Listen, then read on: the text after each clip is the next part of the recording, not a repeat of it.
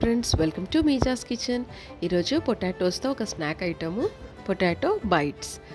ఇవి పీసెస్గా కట్ చేసుకొని ఒక 60 to 70% వరకు బాయిల్ చేసుకోండి. బాయిల్ చేసుకున్న తర్వాత ఓన్లీ 60 to 70% ఫ్రెండ్స్, ఎక్కువ బాయిల్ అవ్వద్దు.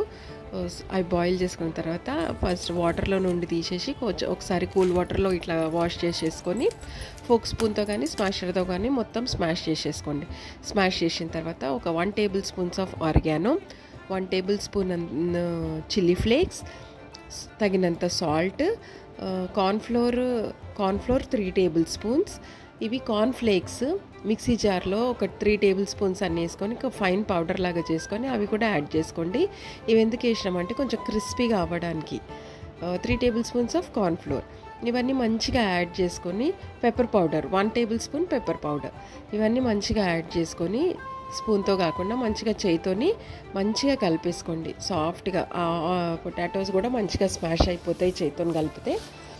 కలిపేసుకున్న తర్వాత చేతికి కొంచెం ఆయిల్ యాడ్ చేసుకొని చిన్న చిన్న బాల్స్ తీసుకొని ఒక చిన్న షేప్ లాగా ఇచ్చేయండి. వాటికి మనం పొటాటో బైట్స్ అంటున్నాం కదా, సో చిన్న బాల్స్ తీసుకొని ఒక చిన్న షేప్ లాగా ఇచ్చేసేయండి. మంచిగా పొటాటో బైట్స్ లాగా చిన్న చిన్నగా కనిపిస్తాయి అన్నమాట. పిల్లలు కూడా చిన్న చిన్నగా మంచిగా క్రిస్పీగా ఇష్టంగా తినేస్తారు వాటిని. సో ఇప్పుడు ఇవన్నీ మనము ప్రిపేర్ చేసుకొని ప్లేట్లో పక్కన పెట్టేసుకోవాలి. పక్కన పెట్టేసుకున్న తర్వాత